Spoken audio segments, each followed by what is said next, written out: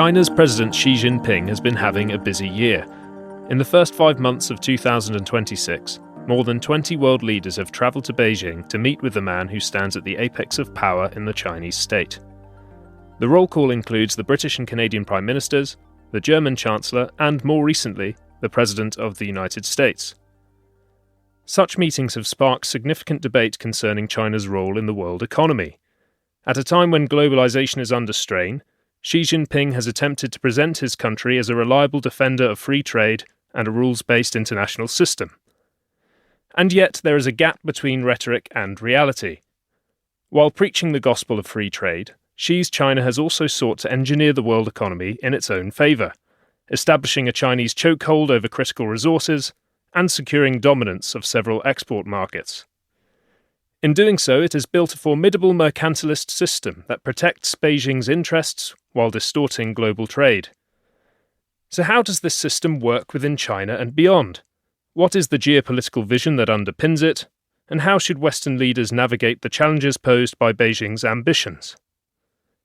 This is Jack Dickens, literary editor at Engelsberg Ideas. Today, I'm delighted to be joined by George Magnus, research associate at the China Centre of the University of Oxford, and a former chief economist at the investment bank UBS.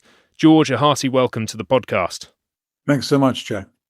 So as an experienced economist and China watcher, what do you make of Donald Trump's recent visit to Beijing last month? I think there were pretty low expectations for this summit meeting, and for good reason, to be fair. I mean, relationships between the United States and China are probably worse than Donald Trump thinks his relationship is with Xi Jinping. And the two countries obviously have, they have locked horns in a huge kind of strategic competition that extends from economics to finance to trade and, military influence in different parts of the world and so on. And of course, they are, trying to set different standards for technology and the way business is conducted, and generally their overall stance in terms of how governance should take place in the world. So nobody really expected there was going to be any kind of big breakthrough or love-in in Beijing. But what they did do is they both agreed to take time out, essentially. There were some gratuitous sort of agreements on, the two Bs, beans, soybeans and Boeings. Not huge trade deals that Donald Trump could take back to the United States, but they were something, I suppose. But the main thing really was a sort of a truce, really, that they agreed to kind of stay out of each other's way, not to escalate anything at the moment. And they both have domestic reasons why they would appreciate, the opportunity not to have to worry about Sino-US relations. So I think that was the sort of the low value expectation of the summit, and that's basically what happened. And in the context of great power competition and great power rivalry, might that be seen as a success of a kind? The fact that you have two leaders coming to meet one another and agreeing just to take a pause and just to take stock of how things are going? Yeah, I think it's probably churlish to say that that's not worthwhile. We know that relationships have been much rockier than they are at the moment. And, nobody in their right mind would want that relationship to become more sort of conflict prone. So the fact that they are having a dialogue, that actually behind the leadership level, there are institutions of government on both sides that are discussing things all the time, and they may not always agree about everything, but dialogue is better than not having dialogue, and détente of some description is obviously not a bad thing in and of itself. So that's the good news, I guess. I'm not optimistic that they're really going to resolve huge amounts of tensions and conflicts that exist between them in the commercial and business and financial spheres. But yeah, we had a form of détente with the Soviet Union for many, many years. And I suppose that's kind of what we should hope for with regards to China as well. So much has been made out of what President Trump wanted from the meeting, in particular wanting to put pressure on Xi Jinping to also, in turn, put pressure on Iran to end its blockade of the Strait of Hormuz and bring about some kind of diplomatic settlement to the crisis in the Middle East. But do we have a sense also of what Xi Jinping wanted from this meeting and whether he will have considered any of it to have been achieved? The optics certainly suggested that he was not just the host, but actually a sort of a commanding host. Not that Trump, kind of looked necessarily like a supplicant, but I think probably the Chinese are pretty comfortable at this point in time. I mean, definitely comfortable in the sense that they have stood up to Trump's tariffs in ways which no other country really has done. Of course, they have the economic heft to be able to do that. They have, in the last couple of years, certainly passed a lot of legislation which allows them a legal basis to resist American sanctions if need be, I mean, inside China, and to take retaliatory action against companies that do act against Chinese entities. They also have laws that allow them to intervene in an extraterritorial sense. I mean, the Americans have this too, but in an extraterritorial sense, so that the laws that apply in China may also be applied to other countries and states where, and if the Chinese government were to decide that were necessary. So with that and with the control over this choke point of what we call rare earth elements, so these are the probably 12 or 15 magnets and minerals, which the valuation of these things in global trade is very small. But if you think about the industries that withholding these rare earth elements could bring to a halt, which is like aerospace, defense, automobile production, the whole kind of semiconductor industry and so on.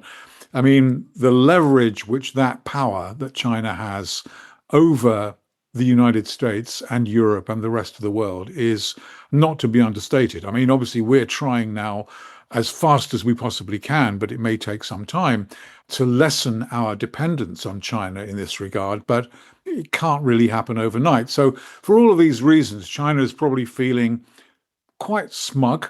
They like the idea that obviously the United States is distracted by this war in the Middle East and had to move resources and ships and soldiers and material out of the Asia-Pacific region to the Gulf. Obviously, that's a distraction so far as China is concerned.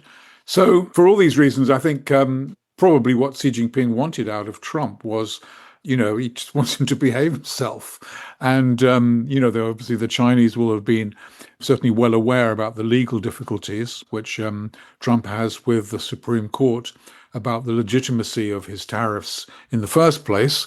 So, yeah, I think they just want the Americans just to back off. They don't want to be hounded by what they feel is this sort of insolent terrier. And might there be some concerns for China, though, if the war in the Middle East continues, if global oil trade and the global energy trade is continually disrupted? I remember you wrote for Engelsberg Ideas pointing out that China isn't necessarily a beneficiary of what's going on in the Middle East right now. Could you just expand on that? Yes, well, of course, the Chinese economy is, I should have said actually in response to the last question as well, what the Chinese did want from Donald Trump, which we're not sure that he got, was a change in the American language, diplomatic language regarding Taiwan. Hitherto, the Americans have had this kind of ambivalence about what they feel. They can't say they support independence of Taiwan, but they're not prepared to recognize that it's an integral part of the mainland, which is what ideally the Chinese government would like the American government to move towards. So we're awaiting kind of news, for example, about an arms deal. So that's something which, at least nominally, Xi Jinping hasn't as yet got from the United States. But China is, in response to your follow-up question, the Chinese economy is highly geared towards the economies of the United States and Europe. So notwithstanding all of the kind of publicity that exists about, China and the global South and China-India trade and China in Africa and all of this kind of stuff. I mean, all of these things are true through the BRICS plus group of countries and through the Belt and Road universe of countries. But the vast majority of Chinese trade and commerce and investment is conducted with entities in the United States and Canada and Europe. And so if the war in or the disturbances, I mean, there's obviously not an overt conflict going on, at least at this point in time, but if the disturbances and the trouble in the Middle East were to flare up again, and we were to see an extended or protracted period of very high energy prices and demand contraction or destruction in the US and Europe, that's not something which would benefit China at all. So indirectly, China does have concerns about the longevity and the scale of conflict in the Middle East, even though politically, obviously they feel, as I said before, a little bit smug that the Americans have been drawn into something which is causing a lot of trouble. Which all begs the question for me as to why Xi Jinping doesn't appear to be more eager to do something to put pressure on Iran to end what is going on in the Strait of Hormuz at the moment. Do you have a view on that? Actually, I'm not absolutely sure that I am confident that China has that capacity. So, for all sorts of reasons, I mean, maybe not always good reasons, but I think it's probably still fair to say that the United States is probably the only country in the world that can move its military forces to different parts of the world with some effect. Now, I'm not saying that, that what they've done in Iran has been effective from the point of view of best case outcomes, but the Chinese don't really have that capacity to maneuver or to move their navy or their military forces like that. And they will no doubt be in conversation. I think the Iranian foreign minister was actually in Beijing before Donald Trump went there. They're certainly going to be in conversation with the Iranians and other countries in the Gulf, where they have considerable investments, by the way, particularly in Saudi Arabia and in the United Arab Emirates, much more than in Iran itself. And I'm sure, it would be churlish to say that they probably aren't trying to have conversations which would result in some kind of compromise, which they would be kind of very comfortable with. But I'm just not sure that they have the capacity and the political leverage to be able to deliver that kind of agenda, because they can say to the Iranians, well, we really think it'd be a good idea if the Straits of Hormuz could be opened, and very good idea if, you could just try and calm things down a bit in the Gulf and around the Gulf and so on and so forth. But actually, I mean, the Chinese are kind of a little bit conflicted in this way, because actually they do provide communications and telecommunications and I don't know what other kinds of equipment to the Iranians and to other participants in the region.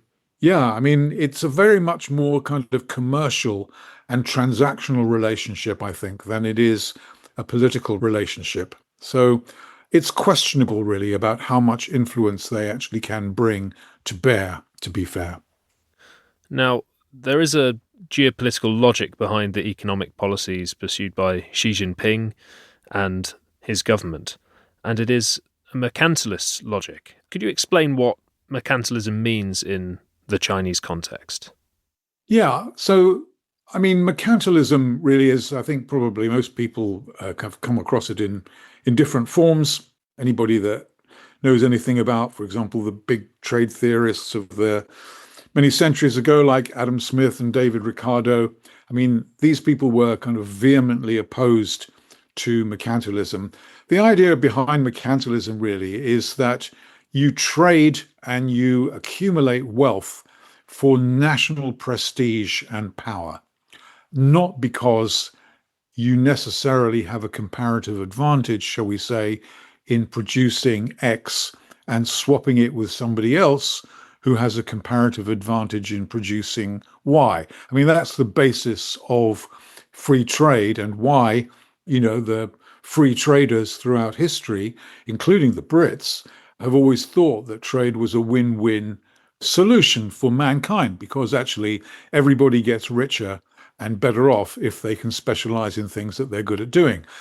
Okay, that's slightly idealistic as well, because in practical terms, we've always had some degree of trade that's not free. I mean, tariffs have been part of the scene, whether it's, Alexander Hamilton in the United States, or whether it was, the British Corn Laws or whatever it happens to be. I mean, we've always had periods of unfree trade and alternating with periods of free trade. But in a contemporary and Chinese sense, the mercantilism really is about a country that actually prides itself on running giant export surpluses and accumulating trillions of dollars of reserves as a source and a revelation, really, of national pride and prestige. And really, that's good for China in a sense, but not good for everybody else. So very often, we read and hear about institutions and politicians talking about China as being an engine of global growth. The fact that China has the fastest growth rate in amongst many, many countries, which at least on official measurement it is, but not necessarily in fact. But let's take even just the official kind of measurement of growth.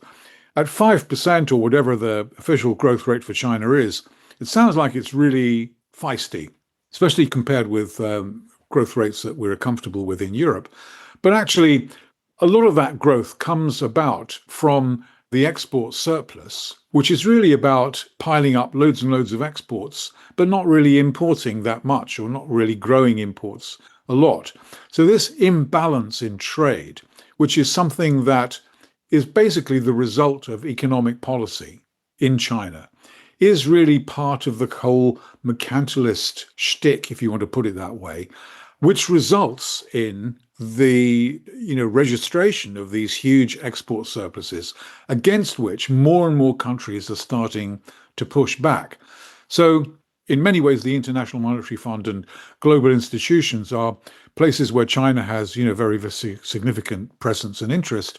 And historically, they've been very, very reluctant to criticize or be critical of China. But even the IMF is starting to become a little bit kind of hot under the collar about the failure of China to address this problem, because it's clearly not good for the world, and it's not good for, I would say, Europe in particular at this juncture, because more and more of Chinese exports are kind of mapping the kind of exports that Europeans, the South Koreans, the Japanese, for example, are specialists in. But actually, what the Chinese are not doing is they're not kind of balancing this on the other side by importing, more goods that we can produce. So that's the nature of the problem behind Chinese mercantilism. It's really something that's being done from a very kind of nationalistic point of view in China, and not something which is really constructive from the point of view of solving global problems. I wonder, could you give us more of a sense of the nuts and bolts of Chinese mercantilism as well, and the industrial policy that goes into it? What is, for example, the mechanism by which the Chinese state's industrial policy leads to these kinds of distortions of global trade in the world economy? Right. Well, if you take, for example, the three of the kind of lead sectors in China's modern manufacturing universe, so to speak, these are electric vehicles, lithium batteries, and solar photovoltaic equipment, solar panels, basically. Each of these three industries are currently experiencing chronic overproduction. There are some very, very successful electric vehicle firms, for example. I mean, a handful of them, literally a handful, and battery companies as well. But in each of these three industries, these industries are dominated by excess production at home and a kind of a raft of loss-making enterprises, which basically should be wound up, but it's politically very difficult to enact. I mean, they do have bankruptcy laws in China, of course, but actually companies don't go bankrupt as often as they probably should, given the uncommercial viability of many of these industries. So the gist of it really is that industrial policy, on which China spends maybe about 5 or 6% of its GDP every year, in the OECD countries, we spend about 0.5 to 1% of GDP in the aggregate. So China does it on a scale which is just something we can't compete with or won't compete with. And what this results in is chronic overproduction, and therefore that production eventually leaks overseas because demand inside the Chinese economy isn't strong enough to absorb it. So when you see, for example, that China has 90% market share in rare earths, 80% market share in solar panels, 50 or 60% market share in automobiles and batteries, and very, very high market shares in lots and lots of other equipments as well. I mean, the problem here really is a sort of a systemic problem where the system, the economic policy infrastructure, and the incentives are all geared towards production and supply, but not to consumer demand. And so one of the problems, big problems systemically in China, is the relative weakness of the household sector. So China's consumption as a share of GDP is quite low. It's about 40%. Even China's peer group, like Turkey, Mexico, Brazil, Argentina, Malaysia, Indonesia, for example, a lot of these countries have consumption shares which are much, much higher than they are in China. So it's repressed in China. And I think that's what a lot of politicians now are beginning to become more aware of, which is that there is no trade negotiation that will solve the problem of Chinese export surpluses unless China is prepared to do something about its economic model, which represses consumption, emphasizes production, and where the excess of production, if it's not to cause massive unemployment in China, has to leak abroad to sell to foreign purchasers. And that's really what's going on. Is it driven fundamentally by a desire to de-risk China's domestic economy and to avoid creating unstable political conditions that might come out of disruptive economic forms to try and fix this system? Is that fundamentally what drives it? Or is that too reductive? Is there a broader geopolitical vision here behind this mercantilist system?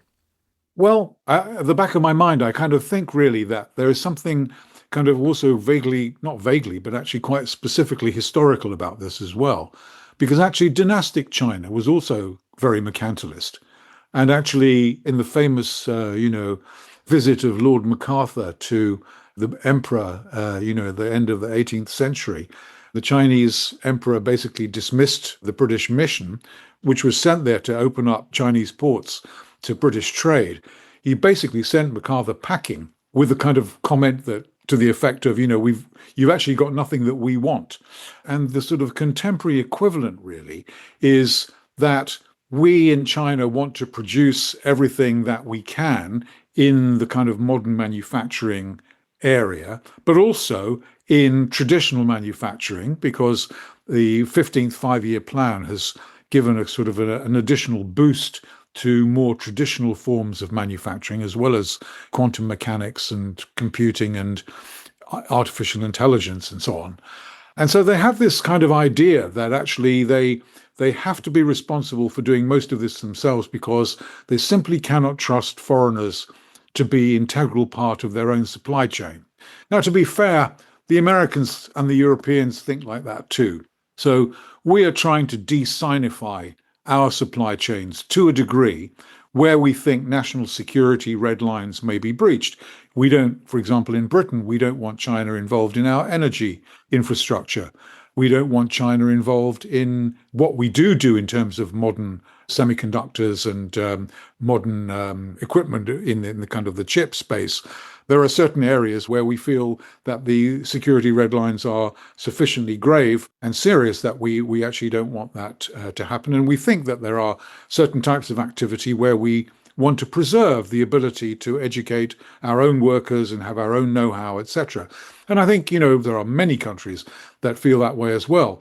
So this is not something which is uniquely Chinese, but nobody has the kind of industrial policy that China has, which basically goes back now to the mid-2000s. So they've been pursuing this for 20 years, and which is an integral part of the economic policy infrastructure in the country. We and the Americans and the Europeans are kind of moving a little bit towards having more industrial policy nowadays because we think that it's essential to protect native industries that we want to keep or that we think can be part of our makeup in the future. And we need to protect them now against, low priced or cheap dumped Chinese exports. But this is really not on a scale that is being practiced in China. And so this mercantilist approach that the Chinese have really is designed really to preserve and advance a kind of pre-existing model which they have and which they are politically either unwilling or unable to change because it's just too awkward. Because once you actually start to shift economic power relations between the state on the one hand and the private sector on the other, you're basically starting to take a huge risk with the very raison d'etre of the Communist Party in China, which, it is a bit Marxist. It's not really as Marxist or Leninist as maybe the Soviet Union was in terms of its rigidity. But the raison d'etre of the Communist Party is to rule unchallenged. And for that, the Communist Party has to be in control of everything. And that's basically the philosophy that Xi Jinping is following. So it's very difficult to see how China, under Xi Jinping, he won't be around forever, but he still could be around for quite some time. Very difficult to see how China under Xi Jinping can change its political philosophy or the way that it interacts with the world. What is the desired endgame from this Chinese mercantilist system? What do Xi Jinping and his allies in the Chinese system want to achieve by pursuing these strategies? Yeah, I don't think they've been very coy about that at all. And if one reads, Xi Jinping's speeches and the documents which are periodically published, their goal is basically, to dominate what Xi Jinping calls the fourth industrial revolution. So their emphasis and priority really is to be self-reliant, or more self-reliant, I would say, by 2035, and to be at least a sort of an OECD type economy by the middle of the century, by 2049, which is the centenary of the founding of the People's Republic. And dominating the fourth industrial revolution is really about displacing the United States and Western system, not necessarily crushing it, but China wants to dominate it. It wants to dominate not just in terms of production of goods, but in terms of standards, protocols, governance, the things that make the world happen and work, but which China would like to change to suit its own interests, I suppose, just as the Pax Americana was built after World War II to suit America's interests. So not to be kind of coy about it, but the Chinese don't really want anything that we haven't already had in the past. The trouble is that is existential for both of us. One of the interesting things about the modern Chinese economy is that for all of its lackluster and deadwood parts, there are also these islands of extraordinary dynamism and technological vitality, such as DeepSeek AI. That's something that comes to mind, which was a big story from last year, of course. What explains this peculiar dichotomous character? Why are there these islands of real technological efficiency alongside some other dysfunctional parts of the Chinese economy? Yeah, that's a great question. And I think I need to just kind of take DeepSeek out of the equation straight away, because actually DeepSeek was, which is China's sort of AI miracle company, is not the outcome of Chinese industrial policy. In fact, it's the brainchild of a hedge fund entrepreneur who basically built the capacity, called the company DeepSeek. But this is a private sector enterprise really from start to finish, I would say. Probably benefits from lots of things that happen in Chinese corporate space, also procurement, and just the way in which the market is kind of geared to, obviously, lots of American companies, tech companies do not have full freedom of maneuver and ability to function in China. So it's not a level playing field necessarily in that regard, but not to take anything away from what DeepSeek accomplished. And there are exceptional cases like that where private firms, genuinely private firms, achieve great results. BYD, for example, Build Your Dreams, which is the the lead electric vehicle company, is a private company. I mean, it did benefit from copious funding and subsidies and below market borrowing conditions for several years, but not more recently. So there are exceptional success stories in China. Alibaba is another one, Tencent is another, Huawei is another. So there are these companies. I mean, they basically have their roots in the period when Chinese entrepreneurs and the Chinese entrepreneurialism, if I can use that word, were given much more of a free rein than they are given today. So these things exist, no question about it, as the product and the fruits of the labors and efforts of Chinese entrepreneurs and private firms. But the more general issue really is that what the Chinese call strategic emerging industries.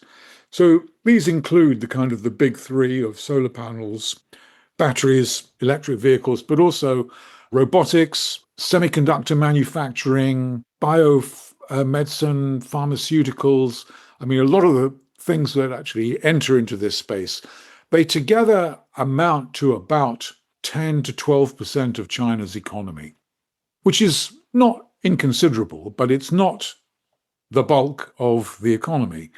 But these sectors of the economy are very modern, they are very dynamic, they do get huge amounts of government largesse poured through them, but they are very, very different from retailing, distribution, transportation, delivery, the gig economy, which is where most Chinese workers work now, is in the gig economy.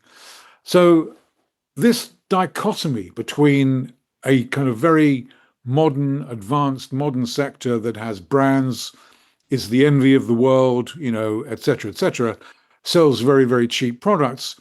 This is really in stark contrast to much of the rest of the economy, which doesn't look anything like this at all, and where productivity has stalled, where there is huge indebtedness, where there's a property market slump going on now in its sixth year, and it doesn't look like it's going to end anytime soon.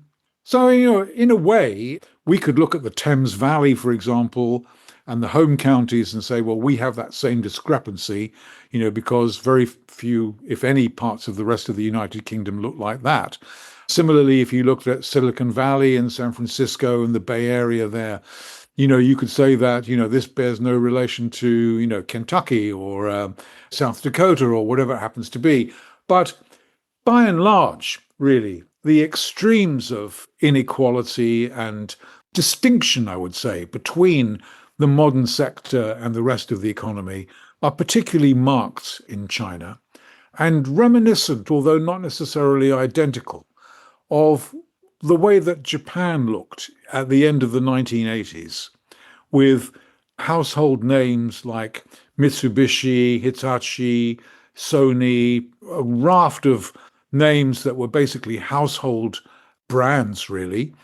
And these companies, were believed to be the kind of the future. Japan had the biggest banks in the world. China now has the biggest banks in the world, et cetera, et cetera. So the problem is that when you have this kind of imbalance in the economy between policies that basically nurture this just kind of huge success in a very kind of relatively small part of the economy, but at the expense of what goes on in 80% or 85% of the rest of the economy, that's not really a tenable situation. Somehow there has to be, I'm not saying it's going to happen tomorrow or next year, but there will be some kind of closure there, because that kind of discrepancy is just not sustainable. Yes, I think as the American economist Herbert Stein once said, if something cannot go on forever, it will stop. He did indeed. On that note, do you think that Japan offers a kind of forewarning for what might happen in China if at some point the system sort of buckles under its own contradictions? It does in a way, yes. I mean, it's not identical, as I said, because, in Japan, for example, most companies really had terribly bad and overstretched balance sheets. They'd, borrowed too much money. They were very vulnerable to what would eventually happen to land prices and to stock prices and so on. A lot of Chinese private companies, nominally private companies and kind of private companies because actually ownership structures are quite opaque in China. I mean, they're not really as badly affected. On the other hand, there are things that are going on in China that didn't happen in Japan. So the government sector, but not the central government in Beijing, but the local government and provincial government sector, which is much more important in China than, let's say, British local authorities are in our own country. In China, the local governments basically have the mandate and responsibility for delivering public goods and services and welfare, which obviously in Britain, the central government has most of the responsibility to do that. But in China, it's local governments, and many of the 32 provincial governments, and then beneath that, hundreds and hundreds of local government authorities are highly indebted, have to borrow money simply to pay interest on their loans and on their debt. The government is trying to get them to fiscally be more prudent and cut back, but it's very difficult to do that because essentially, I mean, the central government would have to underwrite, whatever financial problems local governments get into. It doesn't want to, but it would ultimately stands responsible. So China has a lot of debt capacity, which is very difficult to actually increase now. Stagnant labor market, very high unemployment, particularly of young people, not uniquely Chinese, but it's a big problem in a country where you don't have the kind of democratic forms of government that we associate with.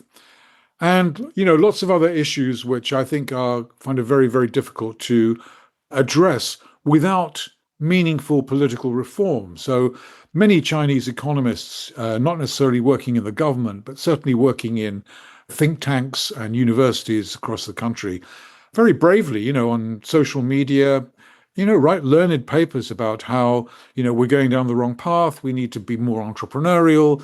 We need to give more freedom of movement and freedom of opportunity to young people and to private companies. I mean, it's brave stuff because the government obviously doesn't agree with it. But it's the issue really as to whether, I mean, it's not like there aren't theoretically sound alternative policies for Chinese government to take. It's just that politically they seem to be very unwilling to do that. They're almost stuck in this path dependency that they can't break free from. Indeed. Yeah, that's a good way of putting it. Do we have a sense of how China's leaders try to diagnose the weaknesses of their system themselves? What kinds of remedies have people like Xi Jinping proposed for some of these challenges that you've highlighted? That's two slightly different questions. I mean, I'm just reminded now, as you asked me the question, that at the National People's Congress, this is basically China's kind of parliament that meets once a year in March, and it's basically a rubber stamping parliament, but it does meet once a year, and there is discussion that takes place. And at this year's National People's Congress in Beijing in March, it was kind of special in a way because it wasn't just the usual business that was attended to, but obviously the presentation of the new 5-year plan, which runs from 2026 to 2030. And usually at this event, there are loads and loads of very, very wordy reports that get published, including by the Prime Minister or the Premier, whose name is Li Qiang, and also by the Finance Minister. So he presents this sort of budget report. And also there's a report that is published by an institution called the National Development Reform Commission, which used to be called, once upon a time, the State Planning Bureau. So this is really under Maoist times where China took its planning in a much more kind of Soviet kind of way. That time has moved on since then, and it dropped its name, rechristened itself. It's obviously not quite as kind of austere and quantitative as it used to be. But this year, the NDRC, the National Development Reform Commission, was incredibly critical and bothered, really, I would say. It's not pages and pages, it's a very kind of short section, but there's a section in its report where it is quite openly admitting to a series of economic shortcomings and problems, which clearly we all know about, but the Chinese authorities kind of very rarely fess up to, so to speak, in this way. And so these were about, we don't consume enough, we produce too much, We've got to reduce debt. We've got to become more conservative with a small c. They didn't use that word, but that's kind of what they mean in terms of economic policy. I mean, I don't think they can go so far as to say that they recommended a scaling back of industrial policy, although that's kind of implicitly, it's kind of what they might be saying. But it was a recognition, I thought, that some of the policymakers are clearly very au fait and cognizant of the fact that they've got big issues that have to be addressed. Now, in a sense, I'm kind of not surprised to hear that, because when I was visiting China more regularly, I often met policymakers who were quite candid about, yeah, we think we've got a problem here. We're not quite sure what the best way of going about it is. And I think that's probably become more accentuated now. I think it's not like they don't know what the issues are. It's just that I think politically they're in a very difficult and awkward place where they can't really change, and they certainly can't go against the boss.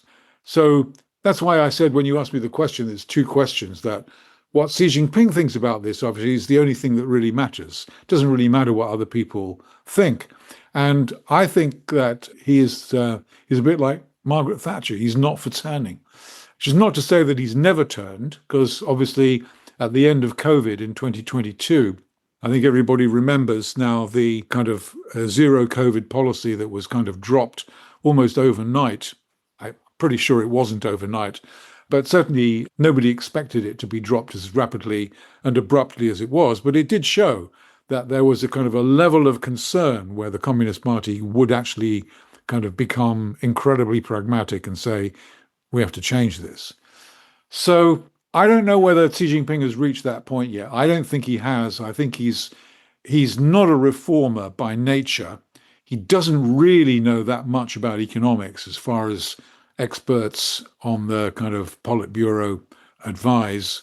And I think he's a genuine, full-blooded believer that what China is doing with industrial policy is the right way forward. And it's the only way, according to him, that the people of China and the citizens can gain from what the Communist Party calls common prosperity. We might think common prosperity is basically a tax cut for everybody. That's not the way that the CCP, the Chinese Communist Party, thinks about it. He thinks that it comes about through the trickle-down effects of eventually having world-dominating industries that make a lot of money. But that's not really the kind of Chinese model. So I think there's an ambivalent answer to your question. One is that, yes, there are policymakers who are only too aware of the nature of many of China's problems, but the boss doesn't really want to hear him. I think ambivalence is an appropriate word in many ways, because if we take it back to what we were discussing earlier in our conversation about Trump's visit to Beijing and the fact that Xi Jinping will feel in quite a confident and strong position, particularly because China has recently used its leverage over rare earth elements to bring the US to the table to cause a de-escalation of Trump's tariff war with China. So it seems that you have, on the one hand, this sort of concern and anxiety about these dysfunctional elements of the Chinese economy, but on the other hand, an exuberance in a sense that the decline of the United States relative to China is inevitable and is somehow encoded into the patterns of history. I just wonder how you think this will play out. What happens next? I think it's unquestionably true that Beijing really believes that America is in terminal decline. I think I'm not saying that everybody thinks that way. And, sometimes I read, kind of Chinese sort of international relations people and political opinion formers and so on that actually say it may be in relative decline, but it's certainly still an extremely powerful and capable country, maybe not in the best care at the moment, but we would be foolish to dismiss it. But actually, I do think that there's an element in the official line, so to speak, from Beijing, which actually does hold that view, which that America is in kind of terminal decline, and therefore, they just have to play their cards right and bide their time, and everything will come their way. Yeah, I think that's their view. I don't think it's a correct view any more than I think the opposite view is right, which is that we think, that China is inevitably going to rise and dominate the world forever to be. all of these extreme views, these are just extrapolations from things that we see going on around us at the moment. And actually, there are, very powerful sort of institutional and political influences and constraints, which I think we may still only be in the foothills of figuring out just how strong and powerful they are. So there's a kind of a little known, but he should be much better known, American economist who wrote in 1946. It's a chap called Albert Hirschman. He was very fascinated about countries that he called power traders, and he specifically had in mind Germany in the first half of the 20th century. Obviously, we don't have time to go into this in great detail. He might get somebody to write about him. But Hirschman was very kind of perceptive about the coercion and power that countries that used trade and finance, very conscious about how countries could achieve incredible results and outcomes in their favor for a while, but how that the policies that would produce these outcomes would actually be much more destabilizing and even destructive if the country in question didn't pay attention to the kind of dysfunctional institutions that actually helped to bring them about. So I'm a big believer in the role that institutions play. So these are legal institutions, regulatory institutions, competition institutions, education institutions, even social institutions like, labor unions and so on. I'm a big believer these institutions play a very, very important role in enabling countries to adapt, withstand shocks, overcome them, reinvent themselves. I mean, America's been reinventing itself for almost its entire existence. And I think you would be a bit kind of naive to say that the troubles that it's going through right now are terminal. I mean, it may well be that this is just a terrible period for the United States, but it's a period that it has to go through because the world is changing, it has to change, et cetera, et cetera. So, I mean, it's a kind of a different discussion, but the idea that we can kind of extrapolate almost like on a spreadsheet and say that, the world is going to look like this in 10 or 20 or 30 years' time because it looks like this today, I think is just, I just don't think that really works. And I think the sort of battle of wits, if you want to put it this way, between fundamentally democratic and accountable institutions and top-down state institutions, I think is really a very important kind of battleground for the future. I think that's quite a good note on which to end the conversation, actually. George Magnus, thank you very much. Thank you. Thank you indeed.